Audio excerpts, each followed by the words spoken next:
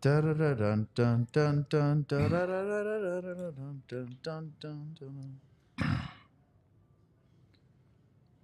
do not have the vocal octave range to sing the full Take on Me.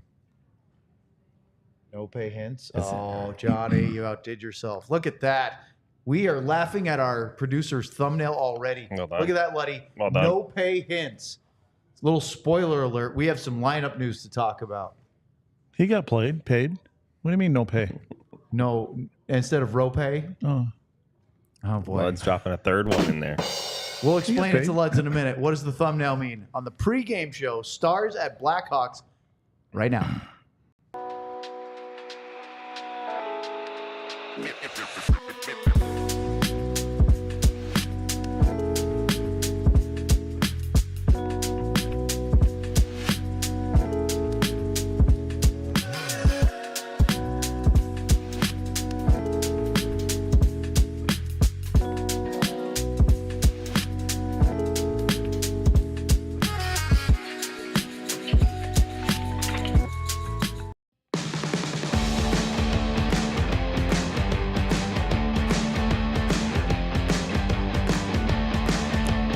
It is the night before Thanksgiving, and all through the house, there are plenty of creatures stirring here at the DLS studios. Why? Because our Friendsgiving food leftovers are being reheated by the Mavs guys right now.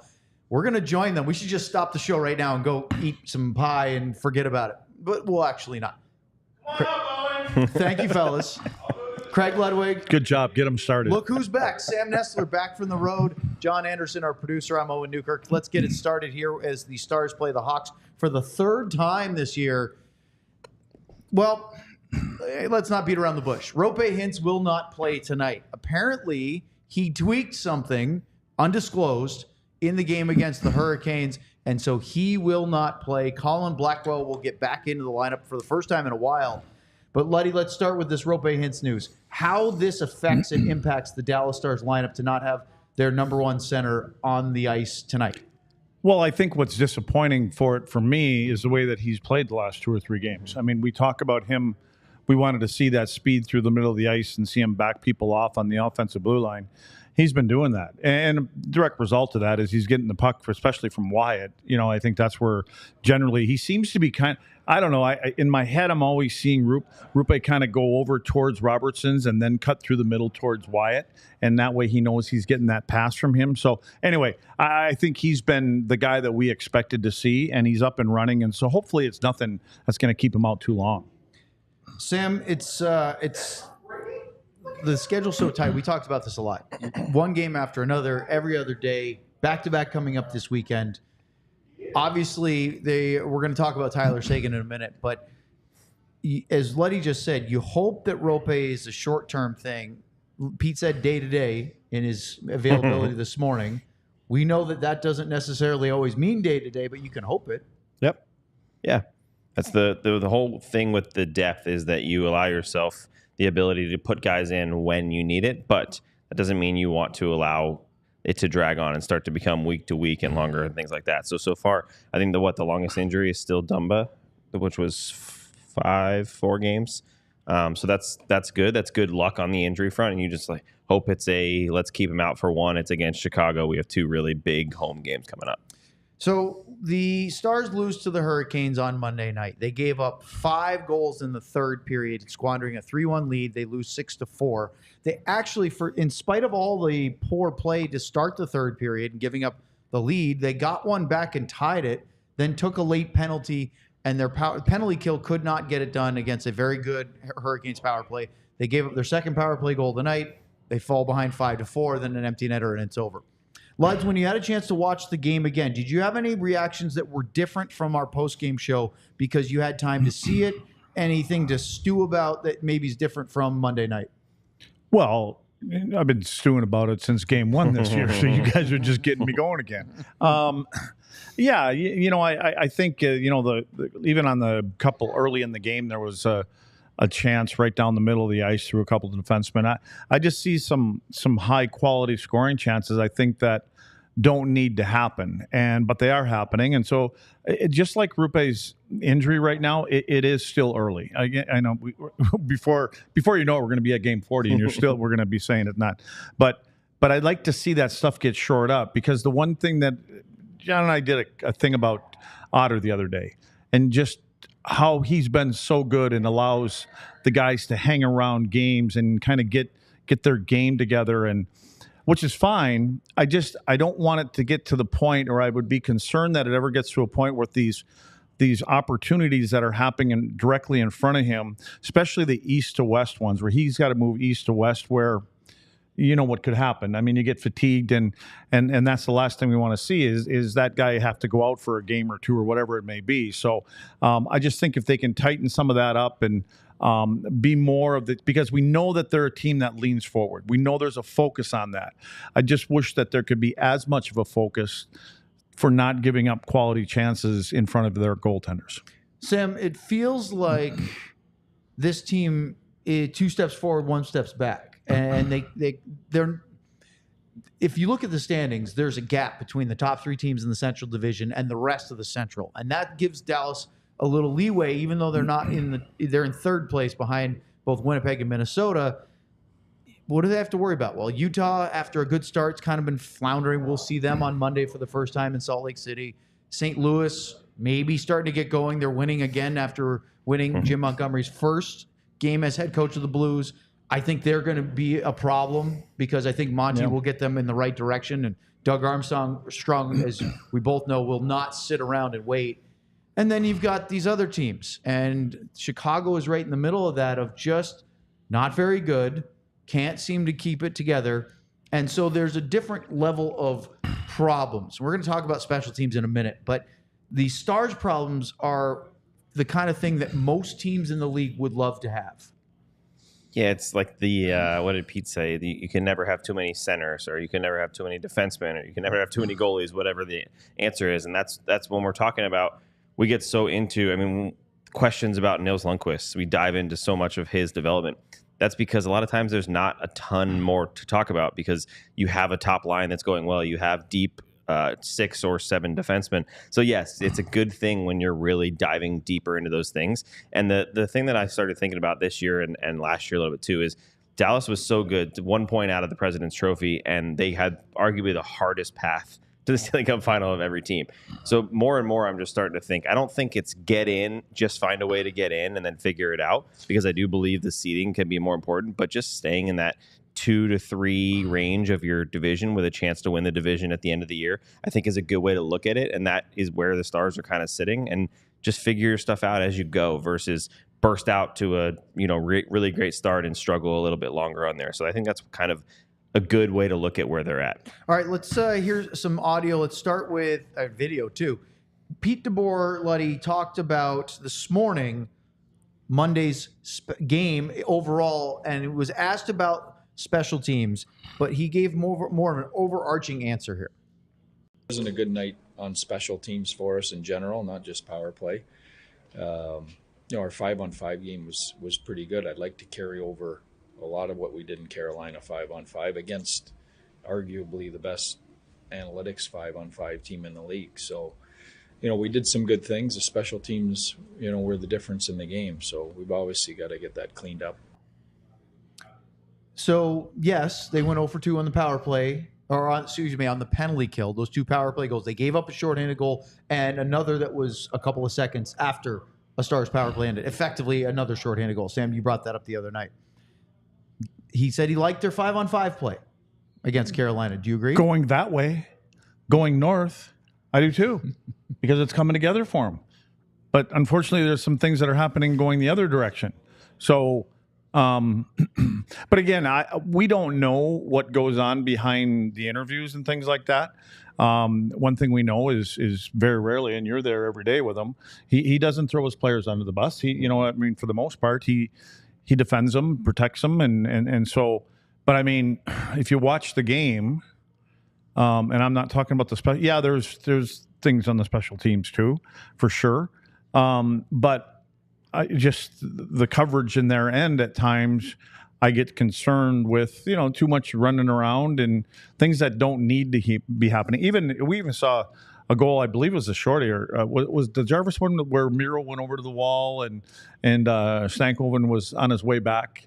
That was it was shorthanded because Stank was the one that actually put the puck into the offensive zone, and he was the first guy to come back all the way down to the end of the ring. And I had a bit of thing there for guys that are back checking. And when Stankoven is coming back, once he gets to that blue line and he's chasing, I think it was Jarvis, wasn't it? Jarvis he was chasing Jarvis, but he stopped his feet at the blue line. And if he'd have kept skating, that pass that got through Miro probably wouldn't happen. So just little tiny things, but those are the kind of things. But that's a special teams things that I think Pete's talking about. But it's the other things that are 5-on-5 that I think are in your control that you can kind of tweak a little bit. And you had mentioned too that Miro didn't maybe see that Stankoven was there because he didn't all out go, and he didn't stop the pass. You sort of got stuck in between. I watched that this morning. So the reason Miro didn't go is because he knew it was a 2-on-1. Right. So that's why he didn't go. Because if he would have known for sure somebody was there, I think he would have put pressure on him. And then I think what happened is he saw Stankoven coming back, but when he looked at him, it was right around the blue line. And that's right where Stankoven stopped his feet from moving. And I think in his mind, he's probably thinking, okay, I bought enough time for him to get back into the play. But again, if Logan doesn't stop his feet, he probably catches Jarvis because he was only a half a stick length back. And he kind of coasted up to him and still almost had him. But again, I don't blame Miro on that one because I think he's anticipating that. But again, the rule for a defenseman, never trust a forward. There's another example of it. All right, let's talk. One thing that they're dealing with injuries is Hintz out tonight. Lundqvist, no updates. Sam, you saw him on, what was it, Monday? Monday, yep. Looked like he at least was not getting better, if not aggravating something. So is that a surprise that Lundqvist is still the same boat tonight? No, I didn't think we would see him. I originally thought we would see him at the end of this trip the way he was progressing, but looking at him trying to do battles and things like that on Monday, it doesn't look like he's as close as we think. So you hope it's just a couple of days and needs to get there. He's still skating pretty well. So it's obviously just once that intensity ramps up, once he gets into like the board battles and the strength stuff. Sam, is he taking part of a full practice? No. The Stars haven't had full practice either. No, that's true. He missed the only full practice before the trip, and then so far it's morning skates only, and one of them optional. And then there's very few guys out there, and so you're really getting bagged, if anything. I mean, he's just skating, doing your own thing, just skating on his own. Yeah. Well, Tyler Seguin has been managing an injury since early in the season, and Pete was asked about Tyler today, and just thought you guys watching might like to hear the update. And there's not much to it, but here's what Pete said about that. What's helping him, he hasn't been able to play back-to-backs. We haven't had many recently, so as long as we have a maintenance day between games, he's been okay to go. Well, there's back-to-back coming up Sunday, Monday, so I don't think we should expect Tyler Seguin to be playing Monday in Utah. There is a scenario where the Stars said, hey, let's hold him out against the Jets so that he can play the other one, but that makes no sense, does it? Especially with the division games, Chicago, Colorado, Winnipeg, 1, 2, 3 like that. Obviously Utah's a division game as well, so it's 4 in a row. But makes sort of what your guess would be, Luds, is that they're going to try to play Tyler and then just say second half of the back-to-back, don't even try? Yeah, and I would say that when you say, not the Winnipeg game and whatever, but I think his body's going to kind of dictate that, whatever that may be. But it's kind of like, we want Tyler Seguin to be what Tyler was, especially at the beginning of the year. He was great, right?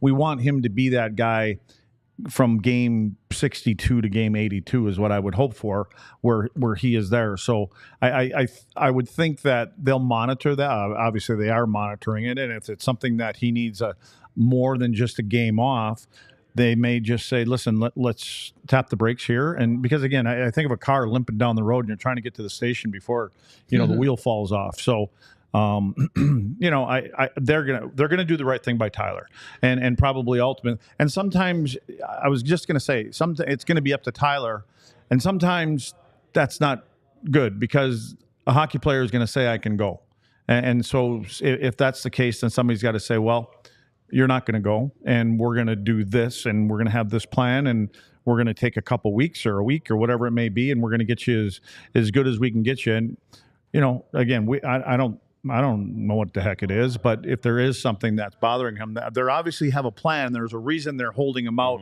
on back-to-backs, right? So there's something there. So let's not get it to where it gets too big where you have to send him out for a week or two, or what's the other thing? See, month to month or something like that. So one guy who seems to have endless energy is Miro Heiskanen, and Pete was being asked about Miro for a couple of things today, and there was a part of his answer. We haven't really had too much to dive into on Miro in this game, but here's something that I thought was kind of interesting that Pete said. Let's be honest too. He's in his prime, Sure. And he looks like he can skate all day. I think he manages his off days really well. He doesn't practice too much or too hard. Doesn't seem to enjoy practice. I don't blame him, but None of the best do. yeah, right. But when the puck drops, he knows what his responsibilities are, and he's ready to shoulder that every night for us. Okay, I played that just so I could ask Luddy this. Pete goes, I don't think he likes practice all that much. He's probably taking his energy in minutes. That's probably not very uncommon, is it? I bet you a lot of guys go, I don't want to practice. I want to play games. And the schedule that they have, and it's not like he's playing 18 minutes a night. He's getting up around 24 to 26 every night. So, I don't think they want him to. He doesn't need to practice. You know what I mean? Like, there's an area where I would say he would practice, and that would be the power play. I mean, that's what you want him out there for, right? And 5-on-5, he gets it. Again, I can go into 2-on-1s and playing outnumbered rushes and like that, but there's nobody out there sitting him down and drawing pictures for him at this stage of his career, probably, which it's not a bad thing to be able to show guys that and say, you should have did this so that it gets in here, and it just becomes automatic. So, but yeah, I just think that some of those guys, especially in the stretch that they're in, there's other players on other teams that guys that are playing those similar minutes, they're not practicing hard either. They've got to save their gas, and because when you get tired, that's when the little things happen. A little grind or a little tweak or something like that. Sam, Miro is clearly a number one, and the other thing, I didn't clip this one, but Tracy Myers was asking, our friend Tracy was asking Pete about a couple of things about Miro, and part of Pete's answer was there aren't 32 number one defensemen in the league. There aren't 32 number one centers in the league. Stars feel they have both in Hintz and Heiskanen. Yeah, and it's an interesting point because everyone has one on their team, right, that they think is their number one, but that doesn't mean it's a number one. And I like that Pete always talks about that because it's such a luxury that you look back at teams, whoever you follow, if you're a fan or whoever you're covering as a writer. Not every team has one. Not every team has any of those two things. Sometimes you don't have a starting goalie. Sometimes you don't have a top center. Sometimes you don't have a number one defenseman. And the Stars really feel like they have all of the pieces of that. And it's a luxury to have. And sometimes Pete just doesn't know how to answer questions about Miro anymore because it's what you expect with him. Luds talks about it all the time. It's just what Miro does. You put him on his offside. You put him on the power play. You put him on the penalty kill. He just does his job every time. I think he's a dream player for any coach, because like you said, the biggest part of what Sam just said is like he can play either side of the ice and he don't care. Yeah. I don't, there's Doughty and there's other guys that are really, really good, but they're not really interested in playing the other side of the ice. And that's because they've always had a partner that can complement them. But with Miro, it does change. I mean, I've noticed a difference in Miro since playing with Essa. And again, I believe that's because he knows Miro's the defensive conscience of that pair, and it frees him up a little bit. And I mean, remember the first 6-7 games we were talking, we didn't see a lot happening in the offensive zone. I don't believe it was because he was playing the right side. I believe it was because of whoever his partner was. He was playing with Dumba or Nils, and he was worried about being responsible. Exactly. And now he's still responsible. He's trying to be responsible, but he can play a little more reckless because of the guys he's playing with. Stars need guys like Miro and Harley doing that? Well, that's kind of their MO. They've got a team that's built to get up and run. Yeah. And teams that are good at that, they don't do it with a 3-man rush. They do it with a 4-man rush. And so that is the guy that can get up on the rush. And the reason you want a guy like that is because he can still get back and recover. And there's other guys that can help on the rush, that aren't interested, Carlson, in getting back to his own end. So Miro likes playing at both ends of the ring. Miro's just a guy that wants to be good in all three zones. All right, let's look at the lineup tonight. As we told you at the top of the show, Roope Hintz is out due to a tweak. We don't know what that is, but something from the Carolina game. And I took a guess this morning on Twitter, Sam, and it turns out I'm right because I just checked the warm-up lines from Heika, same things. Are you surprised that they did what I kind of guessed that they would do as far as lineup up front? I think that's the least amount of change in the big, most important parts, right? The two lines in the middle have been the best lines, and that switch is the easiest way to do it. So, no, I think that's the best way to go for it tonight. This seems like a very reasonable... I don't know what else they could do, to be honest with you. Would you have thought of moving Stankoven up instead of Dodonov? I saw somebody on Twitter suggest that. That just causes more lines to get changed before the game, doesn't it? Dodonov's been playing up there, though. And he's you been know good. what I mean? And yeah. he's playing with Robertson. I think that's the only thing you would do is, and Wyatt's played in the middle. We know he's a good centerman up there. He's played with those guys. And, I think with Blackwell, I hope Blackwell has a good game. I'm telling you, I just thought that Steele and Blackwell were their best penalty killers. I've been watching the other pair that's been out there, and it's been Wyatt and Roope.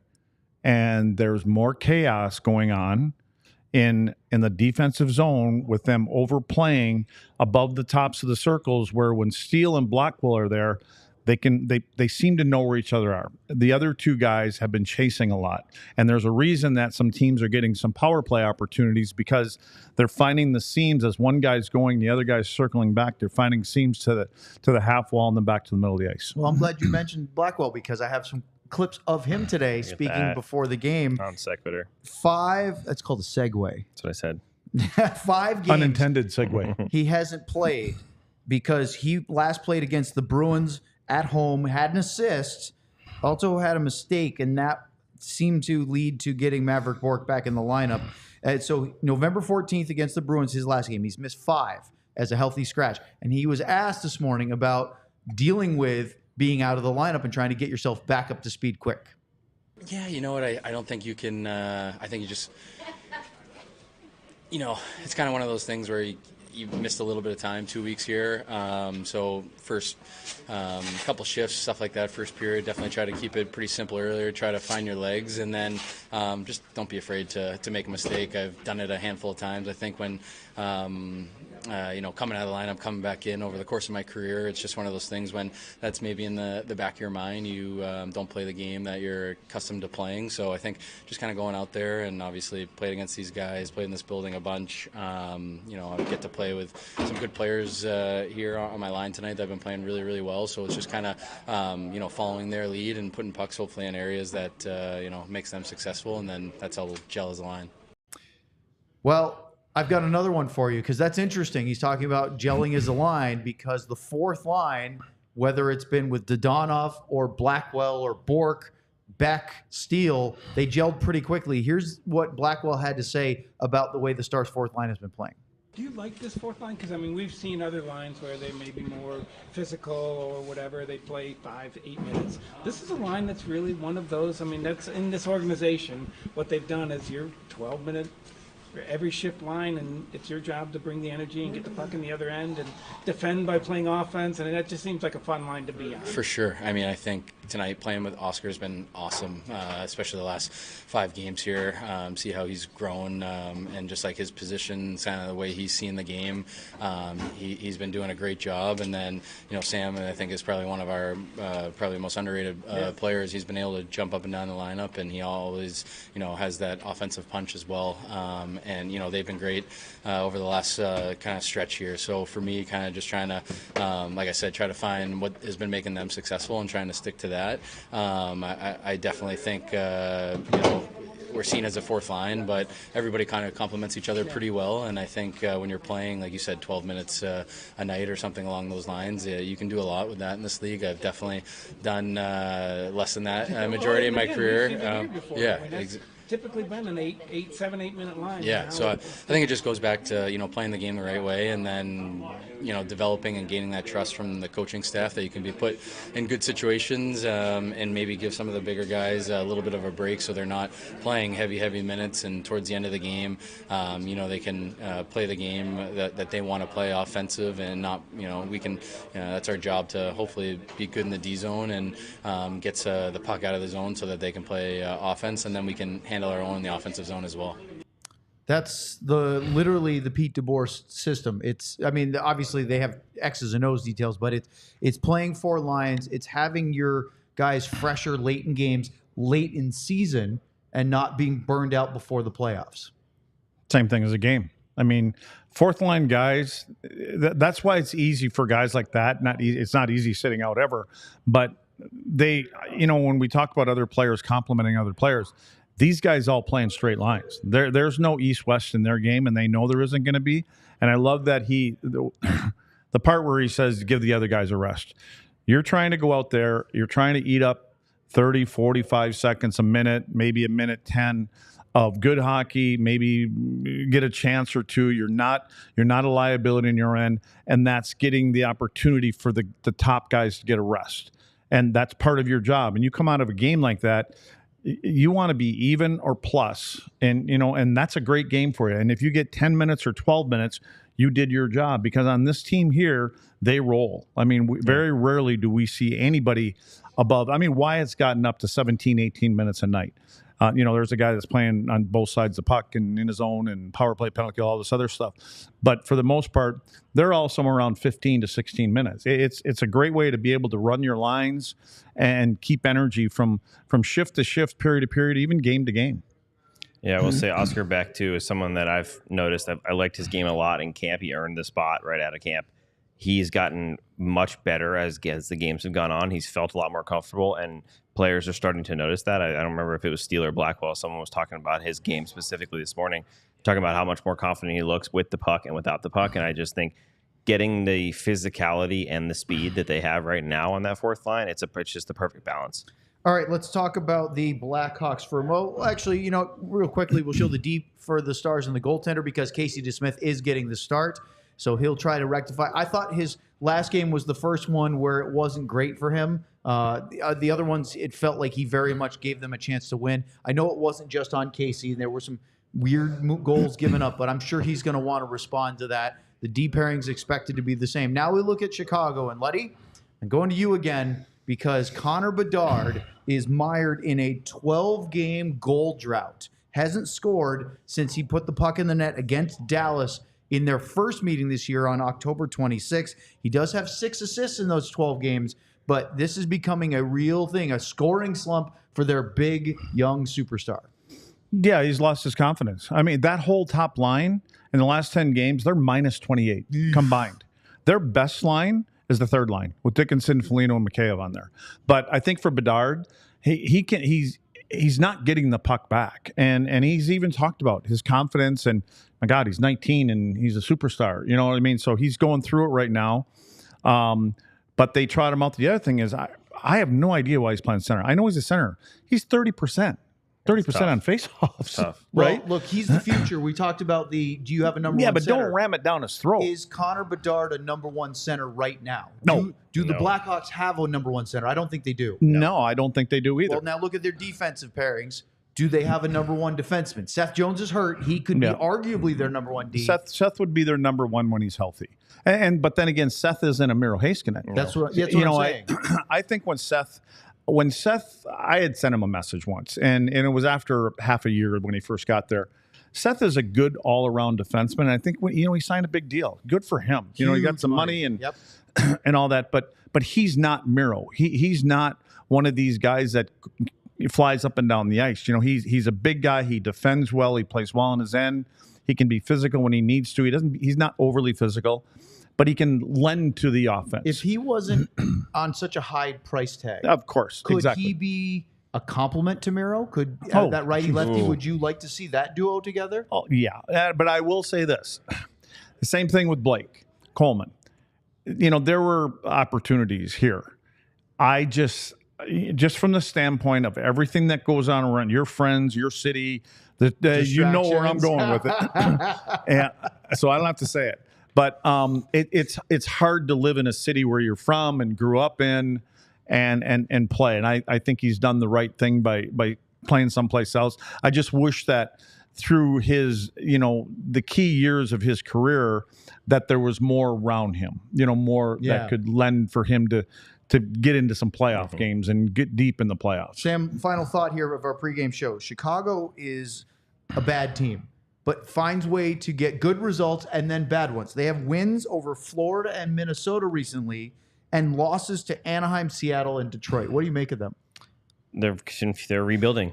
I think that's exactly what they show up each night, just like San Jose. They're not easy to play against. I don't think anyone's easy to play against in today's NHL, but they find a way to be competitive. But they're also a team that you put them down 2-0 or you start to pump some shots on them, you can start to get on them a little bit, and they have a lot of young players. So that's what the Stars have to do, and I think a fast start tonight would be huge. Well, it's the last game of the road trip, but guess what? This is a division game, and it does matter, and the Stars trying to respond from Carolina to go back into the win column. They've been pretty good lately.